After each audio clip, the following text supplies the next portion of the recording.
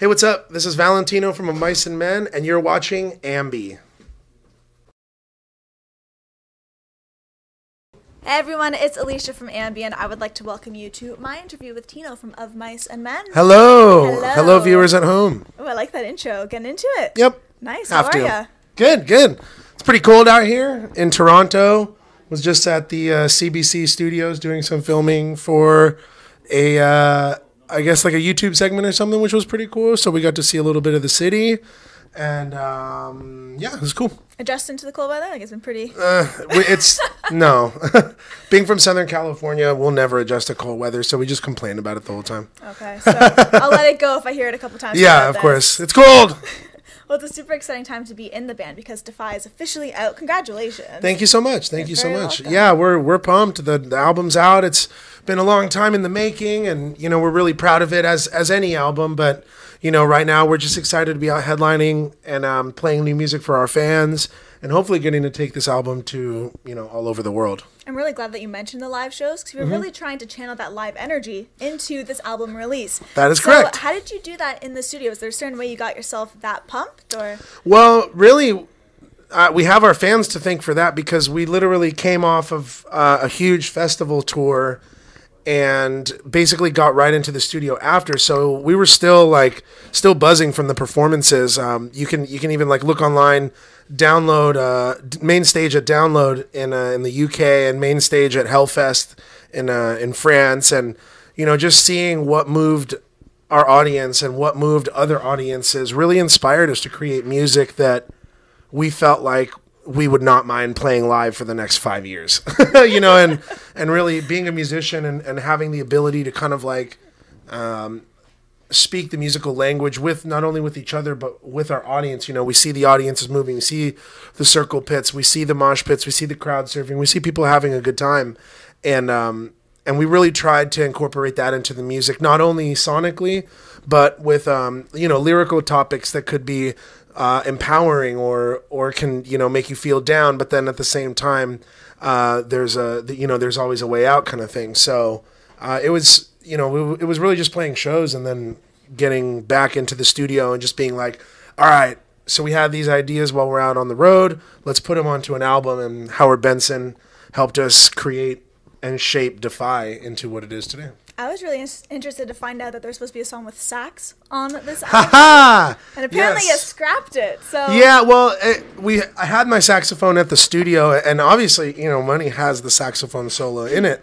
And so, you know, we were just working with ideas. Nothing is out of the ballpark for us, I guess. And whenever we get into the studio, whenever we get into our creative space, we'll use anything that could sound good or whatever. Like, I don't know. We don't like to put any limitations. So yeah, it was like a factoid or something that I told someone that it was maybe going to be that, but maybe on the next one. I was about to ask. It might be making its way in. Yeah, maybe. Who knows? You never know. And if the sax was in the song, maybe you wouldn't even know that it was a sax. Maybe we use it as like a layer or like a soundscape kind of thing, which could be really cool. Is there anything you would really love to dabble in that you have yet to? Is there something kind of flown around like a sax, for instance? I'd really like to focus on playing piano a little more. I think that'd be cool. I can play, and I know like some chord structures and whatnot, but I learned it at a young age, and I didn't necessarily retain all that knowledge, but it's something that I would like to, maybe I'll try and do some of that this year, is kind of work on a little bit of honing the skills. Yeah. Very Which cool. That's what it's all about, just being a musician, just have fun. Who cares? Just because I'm a drummer, I'm a musician. You know, it's not like I'm not just a drummer. So I think it's cool that with music you can just pick up an instrument and kind of just fiddle with it until you learn it. That's literally how I learned drums. I picked up sticks and I said, "This is easy." Dun dun dun dun, kick kick kick, and now I'm here. Easy as that. In the underbelly of the Opera House in Toronto. Yeah, the Six. I believe a couple of members were calling it a castle, so not too bad. Castle. It kind of looks like it. Castle. Yep. There's a very cool cover that you put onto this record, which is you're very welcome, Money by Pink Floyd. And I kind of was able to discover the stories behind it, and I love how you just threw the idea out there and you're like, yeah, let's do it. Let's just go for this classic. Right, yeah, and that's kind of like, that kind of just goes back to what I was saying about just being a musician and having fun. And at first, we were kind of hesitant because we're like, yo, it's Pink Floyd. Like, not they're in the pantheon of untouchables, as Aaron said in an interview, and that floored me, by the way. I was like, that's exactly how to say it. Like, it's just covering Pink Floyd it's important, and you got to do it right. And I think I personally feel like we did it justice when Howard heard it. He was more excited about it than we were, and we were just like, yeah, we'll cover a song, cool, it's chill. And he was like, you guys, this is amazing. Like, you got to put this on the album. Like, this is too good. And it's a really cool thing. And I think at the beginning of when all of our bands start, whether it's this band or any band or a band that maybe you have at home, the first thing you do is learn cover songs to play.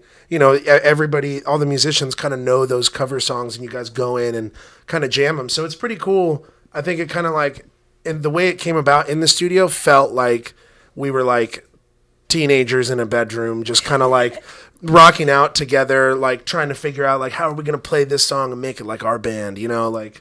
So it was cool. It was just something fun, and it's really cool that it's being so well received. So thank you for listening. If you could have any band put their spin on one of your tracks, who would you love to see do so? Wow, that's a good question. Thank you. Wow. So many choices, right? Yeah. Shoot. You can name a couple if there are a few floating around. I think it'd be insane to hear Converge do a cover of like one of our songs. That'd be freaking crazy. Okay.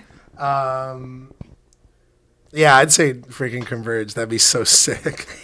I love them. I can see the excitement, just you thinking. Yeah, no, because I'm like, well, because I would think like, what band do I like that I would want our band to kind of like. I was thinking of it in the way of how would I want our band to kind of like have like an edgy sound or like something that could be like, just in the sense of like, I love Converge and I've listened to them for decades. So that would be pretty interesting to hear. Okay. Yeah. Well, in celebration of the album's release, I created a little game called Defy or Money. So ooh, okay. I'm going to say a word, and if you happen to like the word, the context, you're going to say money. And if you don't like it, defy. Okay. All right. You ready? Yep. Water slides. Money. Stage potatoes. Defy. Emojis. Money. Chocolate. Money. When people wear black lipstick. Money. Snowboarding. Money. Going to the zoo. Money. And when people wear colored pants. That's pretty money. Okay, yeah? Yeah. I won't be wearing colored pants. I was going to say, we're seeing you rocking all black. No, all black over here. But yeah, I mean, if people, I know in normal culture, people wear colors. But in this subculture of metal, we only wear black. So okay. I like that. A lot of money, though, going on. Yeah, hey, I'm a pretty positive guy. So I try to only defy the odds, and defy the challenges that are put in front of me. The rest, I'm pretty positive and passive about.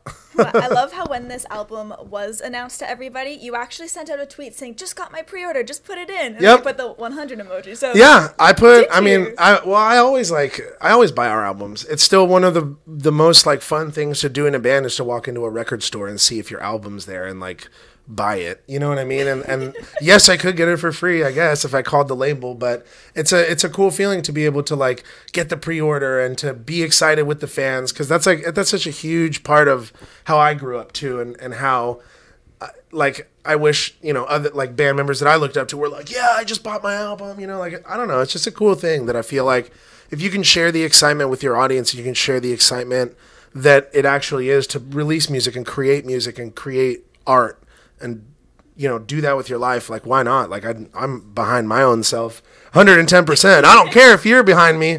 But I do appreciate that all of the people that are watching and you support us, and it's just awesome. So thank you. Well, here at AMBY, we not only interview musicians, but also wrestlers. Oh, wow. So, cool. Okay. I have to ask, if you were to be a wrestler, what would that in-ring gimmick be for you? Oh, wow. I'd be doing like a crazy spin kick or something. Okay. Something like just an insane Jean-Claude Van Damme style, like like a crazy kick. Okay, do you have any names floating around? I feel like we'd have to incorporate the sick mohawk into it somehow. I don't know. Maybe like the hawk kick. Yeah, the hawk kick, or yeah. I don't know. I'm not too clever with that. I don't watch wrestling enough to know that much, but I did when I was younger. I was a big wrestling fan when I was younger. And I respect everybody that does it now too, because we do have a lot of fans in wrestling, which I think is freaking awesome. Because who doesn't like getting pumped up to metal music? It's sick. Of course. Who were some of the people that you used to watch before? Oh, of course, Hulk Hogan. You know, The Undertaker. Yeah, that's about it. Yeah, I don't know. 2 classics. Yeah, hey, you know, I'm not the wrestling buff. Well, to wrap things up, I do want to bring it back to the fans. Is there anything you want to say as parting words to everybody who will be viewing? Thank you for spending time watching this. If you got to the end, you win. I don't know what you win. You'll have to talk to her. And thank you for listening to Defy. If you haven't, please go listen to it. Share it with your friends. Come out to a show and just have fun with us. Music's awesome. Let it into your life. Perfect. Thank you so much for joining me. Thank you. It's my pleasure. And remember, to everyone viewing, you can visit us at musicblogger.com for all exclusive interviews, features, videos, and so much more. See ya. Thanks.